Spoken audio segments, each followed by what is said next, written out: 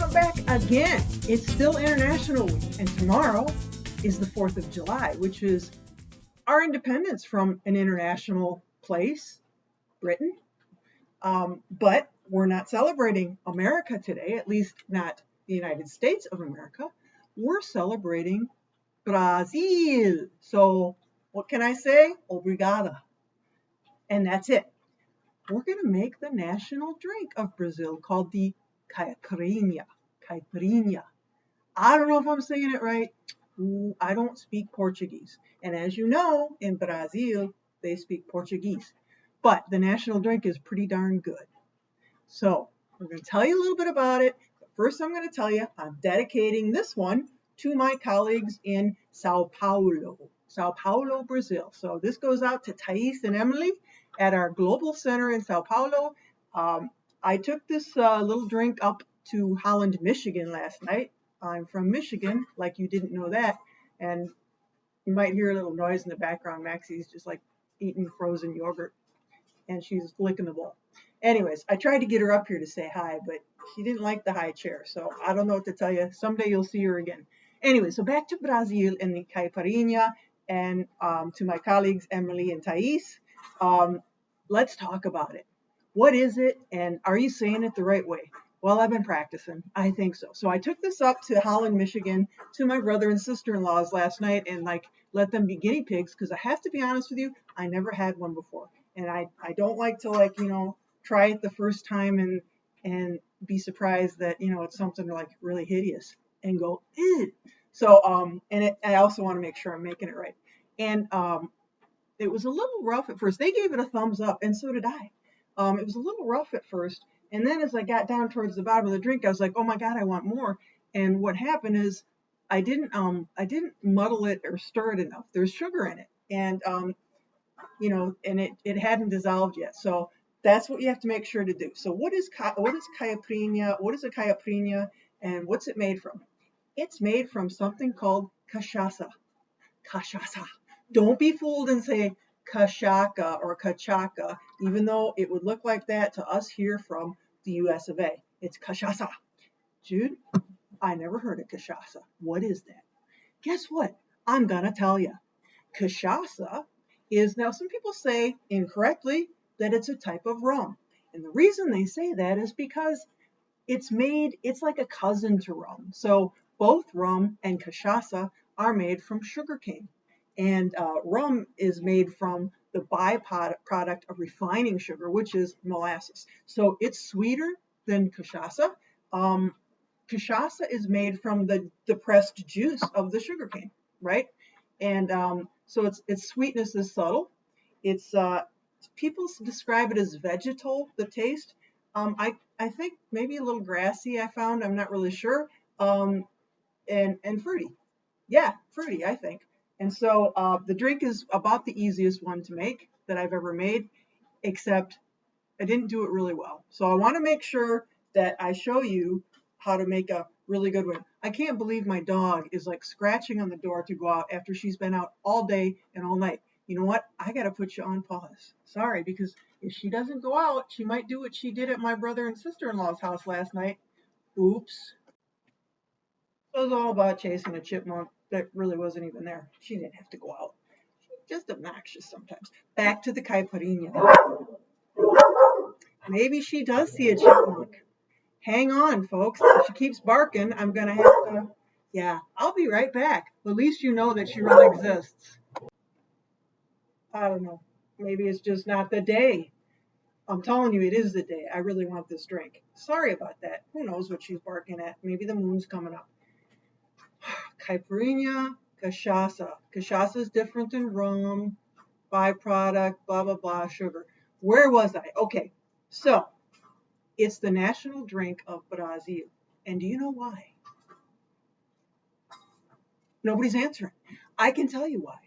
Well, okay, cachaça is made, as I just told you, from sugarcane. And traditionally, except maybe for last year, traditionally, the biggest producer of sugarcane, guess who? Brazil. So you know what? When you produce something like a lot, you tend to find a way to make alcohol out of it, don't you? Why not? Why not? Okay, so it is they're the biggest producer of sugarcane, and cachaça, much like port, Scotch whiskey, bourbon, it has to come from Brazil. So, I told you port has to come from Portugal, and Scotch, to call it Scotch, it has to be made in Scotland. The same for cachaça. It has to be made in Brazil, and if it's not, it ain't cachaça. Okay, so um, my ice is melting away here, so I want to get moving. First thing you're going to need is a muddler. Okay, going to need a muddler because while this is a simple drink, it's got 3 ingredients really. You do need to muddle, and you're going to have to muddle lime and sugar. Now, I don't know if you can see it. I tried to put the camera down, but there's a certain way you're going to want to cut the limes. The first thing you want to do is cut the ends off of each of your lime. So cut the ends off. Why? Well, because we're going to put these limes in there, and they being my mother's friends who I never met that say everything, that the ends are bitter, and we don't want bitter. And the other thing that's bitter, and we're going to cut the lime lengthwise now, is the white pith down the middle. So we want to make sure to get rid of that. So we're cutting them into quarters lengthwise. And then we're going to just make sure we cut out the pith. Now, there was a big debate in my head after making these last night, which is, should I shake them or should I stir them? I've seen people make them both ways, and I'm talking to you as I'm cutting out the white pith of my lemons to make sure we don't get that bitter taste in there. Because if you shake it, you're going to probably get a better chance of getting that sugar dissolved with that lime, and but most people seem to stir it. And a lot of people seem to use crushed ice, which I think makes it probably easier to stir. We had just plain old ice last night, and it was hard to stir. So I crushed up some ice tonight, not perfectly, but so I've got my 4 lime pieces that I've cut, and now I'm going to cut them in half, and they're going to squirt and be all over me. And I'm going to put probably 3/4 of this lime in the drink, and I'll probably save this for a little garnish. I'm going to cut a little bit more of it. I really like the taste of lime in my drink. So normally you might make it in the glass if you're going to stir it. I'm going with stirring tonight, but I'm going to put it in my little crystal mixer just so I can see what happens. So you put that in first, and you probably should try to keep the limes facing up. Now, the thing is, you want to get the lime juice out, and you want to get the essential oils from the skin out of the lime. But if you muddle it too hard, you're going to get the bitter, underneath the skin, there's that white pith again. You don't want to be pulling that into your drink. And you should use 1 to 2 teaspoons of, the best thing is super fine white sugar. But I don't have that, and so I'm going to muddle and hope it all gets done really well. Now, when you muddle, so you do a good job there, but don't shred it. Like I said, don't do it too hard. And when you put the muddler in, just turn it and make sure that you get the kind of like a paste down there. So you want the sugar dissolved, you want the lime juice coming out, you want to get some of the essential oils out from the skins, and do a pretty good job, but don't torture those limes. Don't make them scream. Please stop. You're hurting me. No. So I'm going to do a really good job of stirring today. Okay. So the next thing you're going to do is put in some crushed ice. We're going to basically put in a lot of crushed ice. Okay. And I tried to crush some up, which is all stuck together now. Isn't that hilarious? Because again, it's so hot. Guys, it is really hot. And this stuff is melting quick. I mean, it's an unbelievably hot couple of weeks here in Mishawaka, Indiana. So I'm going to do that. And then we're going to take our cachaça. And it calls for 2 ounces. Again, my 2-ounce jigger it's in the dishwasher. Maybe I'm drinking a little too much. I don't know. So we got a 1 ouncer here, and we'll just use it twice because 1 and 1 is 2. Here we go. So take your pick. If you wanna try shaking it, I think that would probably work really well. I don't know. I looked all over to try to find out what the traditional way it's made in Brazil is. And I couldn't tell. There was one bartender on a video that he sounded like he might be Brazilian, and he shook it. And he also cut a lot of the skin off the limes. Not all of it, but a lot, because he was worried about that bitterness. And you see, I'm really stirring this baby. I'm stirring it so fast that ice is flying out. Caipirinha. You know, caipirinha apparently means, in Portuguese, country little girl. We'd say little country girl, wouldn't we? But originally, this drink was for the sort of the lower class folks who didn't have a lot of money, you know. But now, hey, everybody drinks it.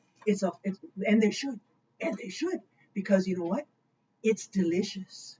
It's a delicious drink, and you don't mind the ice melting and diluting this because you know you want to dilute this because that's all that's in there besides the lime juice. There's no other mixers.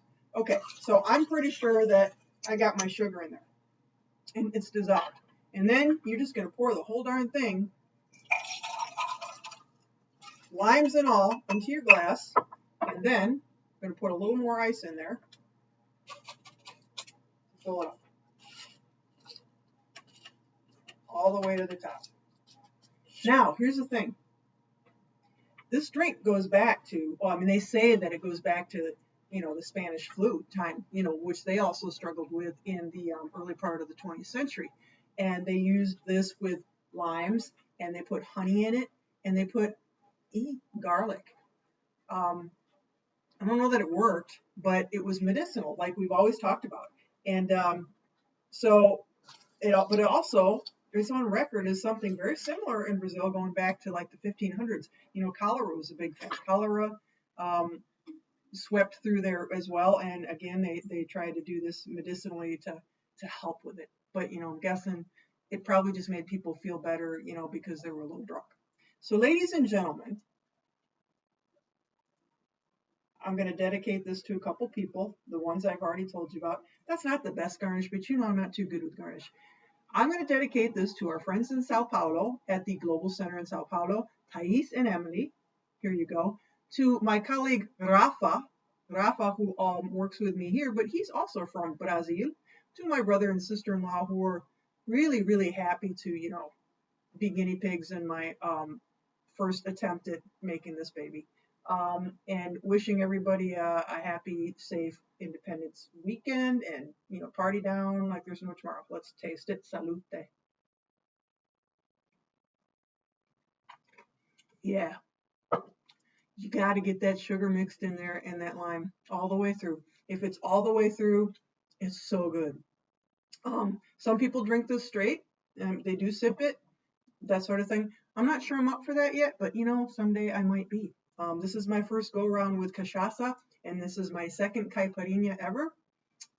So thanks to our friends in Brazil. Thanks you guys for another episode of Boozing with Jude and putting up with Maxie. What the heck is her problem? Holy mackerel. Anyways, just remember, drink it. If you don't like it the way it is, put more sugar, put less sugar, put more lime, put less lime. Remember my motto, it's your life. Live it drinking the cocktails that you like.